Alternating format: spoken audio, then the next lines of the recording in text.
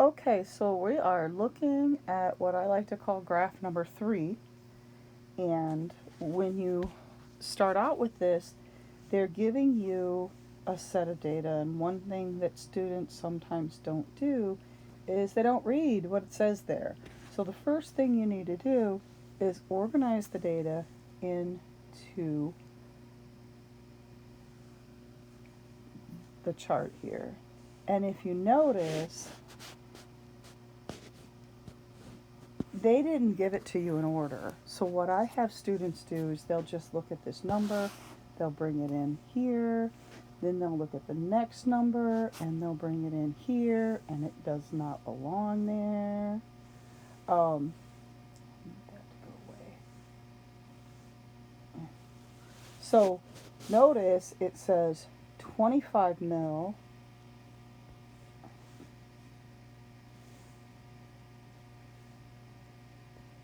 There. It says 25 mil of rubbing alcohol has a mass of 19.8 grams. So here's our volume data. Okay, 5 mil, 25 mil, and 15 mil. So they had 3 samples of rubbing alcohol. One was 5 mil, one was 25, and one was 15. And they're giving us the data, but they mixed it up just literally, I think, to get students to read. I can't think of any other reason why they would give that to us in a different order, okay? So 4.1 goes with 5 mil. 19.8 goes with 25 mil. 12.1 goes with 15 mil. And if you don't sort the data correctly, then you start out with a chart with data that's in all the wrong places, and that is not a good place to be because everything else is going to come out wrong. So go ahead and fill out the chart. I filled out the first 3 for you. Notice they start with 15 mil of water and they give you the mass. So 15 mil of water, 14.9.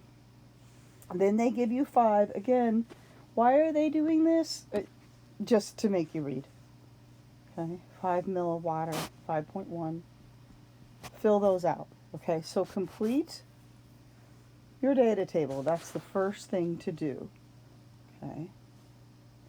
And then it says in the directions, organize the data, and then you're going to construct a graph of the following data. For each data set, plot a best fit line for each substance. So you're making a best fit line for each substance. Well, we have 3 substances. So guess what? You're going to have 3 lines, okay?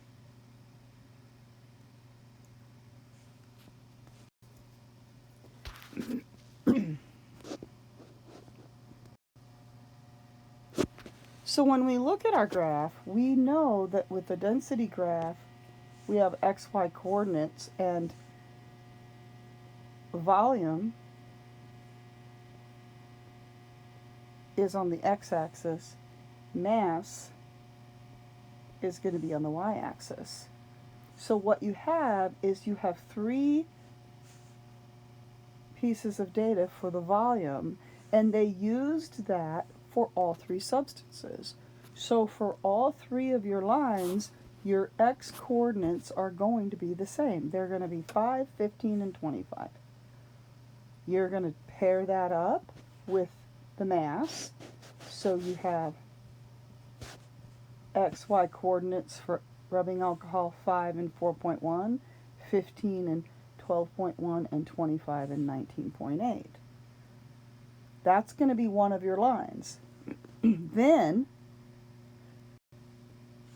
you're going to ignore your rubbing alcohol data, and you're going to take your volume, which is again your x, okay, and you're going to pair that now with your 3 pieces of data for water. So it's going to be 5 and 5.1. It's going to be 15 with 14.9, XY, XY, xy. That's going to give you 3 more points, and then you're going to have a second line in there, one for water. And then at that point, you can ignore the data for the water. You have the exact same 3 x coordinates, and you're going to pair them now with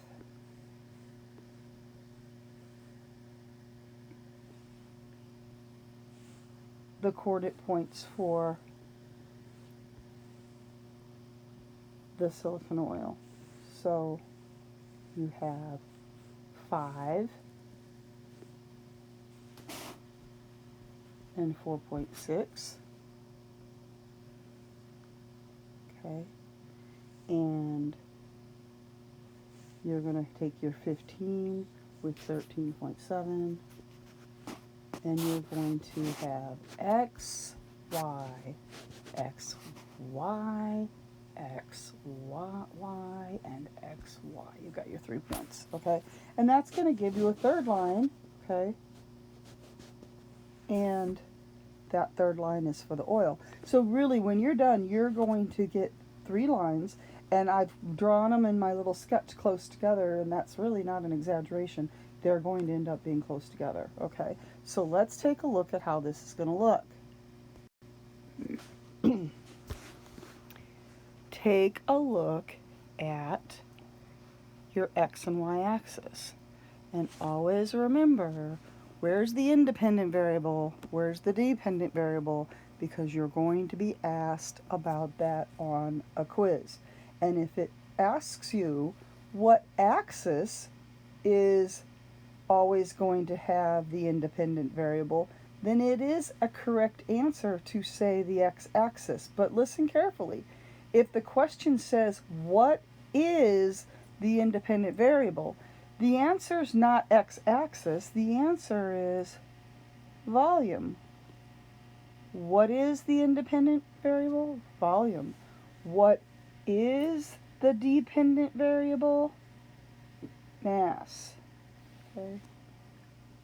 So if it's asking you what is the independent variable, don't write x-axis on the short answer question for that. You would have a graph with you, and you'd look to see, and it's volume, okay, in this case. So also I want you to look at how are these numbered? How are these numbered? Are they going by ones? 0, 1, 2, 3, 4, 5? Nope. We're doing the same kind of thinking that we did with the graduated cylinders. We just have to figure out how is it being numbered. And if you're telling me that it's counting by 2s, you're right. Each box is worth 2. So if we look closer at this, when we're starting to count and identify where we're at in our graph, we're going to be saying 2, 4, 6, 8, 10. We have 2, 4, 6, 8, and 10. And we want to have that in mind ahead of time before we start working with it, okay? So each box has a value of 2. So here I am, I'm going to get started, okay? I'm going to use some dots here, okay? And I've got 5 and 4.1. 5, and then I look at this, it's 2, 4, 6, 8, okay? So when I go to put my dot in, I can't be exactly sure where 4.1 is, but I know it's on the 4 line, okay? And my dot's probably a little bit too high, but I was sliding around a dot this big into this little graph. So even though I couldn't place it exactly maybe where I wanted to see it, I know 4.1 is covered by that dot. And for a lot of students, this idea of estimating where things go is a real challenge, but at some point, these graphs that look like they're harder, they're really easier, because if I have my dot a little bit too high or a little bit too low on this graph, it doesn't matter. 4.1 is under there, so I'm good. I'm good. Okay, don't let this graph intimidate you. 15. So I have marked my 5, 15, and 25 because that's where I'm going to have those x-coordinates all the way through this. So for 15 and 12.1, it's 10, 12. There's 14 and there's 16, so 15's in between. And 12.1, we've got 10. The next one is up is 12. Now, I do think that this dot is hanging too low. And when I was on a different device trying to move the dots around, it was a challenge for me. And so I knew at this point I just left it there because that still is covering 12.1. So I'm good. Okay. And then if I go ahead and enlarge 3 dots in there, and then I'm going to use blue for my next set of dots, okay, for the water, and take a peek at where my dots are. I feel even more that this dot is a little too low. But I'm okay, because 12.1 is going to be literally right there. It's just not in the center of the dot. Okay? So sometimes these challenging graphs are okay, you're fine. Don't get caught up in that, alright? So I have my first, and so again, with my next line, I'm not going to worry about this data at all. I have my x values and I have my y values. And you can see what I kind of did here. I went ahead with my 5, and now I'm not looking at these. I have 5.1. So where's 5 at? Okay, well, let's enlarge this a little bit. So if we have 2, 4, 6, and 8, where is 5? 5's going to be right in the middle. Okay, 5's going to be right in the middle. So I placed my blue dot, my first point for water, right in the middle. Is it in the perfect place? That's the beauty of a graph like this. Even if it's not in the perfect place, it's going to cover my 5.1. So if you hate graphing, in my opinion, the more you graph, the more we realize that some of the things you really hated about it are the best graphs to do because they kind of cover your mistakes. It's all good. I'm going to let you do this one. Here's my 15 and 14.9, okay? And then you're going to do the 25 and 25.2. So you're going to do that next one. I had a dot there, but I didn't place it. So graph your data, and then I would recommend that when you get your first 3 dots, points on there, I would go ahead and draw that first line, but I will say I wanted to do this to show you, yes, the next line is going to be so close together the closer you get to the origin. Okay, look how close those dots are, and on this particular graph it is that way. So don't panic about it, you're fine. It's just going to be, they're going to be close. So what I want you to do then, of course, is that third line. I'm not putting any of those dots for you. You need to do them. You've got x, y, x, y, x, y. And then I went ahead and showed on my digital version a line for the first line. And then you're going to notice that next line is going to come in very, very close to the other one. And I don't think I can draw straight lines on here, but you can sort of see, look how close those lines are going to be, okay? It's going to head out that way. You're going to end up with 3 lines, and they are close together when you're done. All right. Now, you have at the bottom of your page where it shows you where to calculate the slope of the 3 lines. And now when you have a graph like that, it's really even harder to pick places on the graph that are not your data points. So it's fine with me if you just choose data points. And what I have for you is, you can see I've given you my slope calculations for the first one, for the rubbing alcohol one. Now, I chose my XY coordinates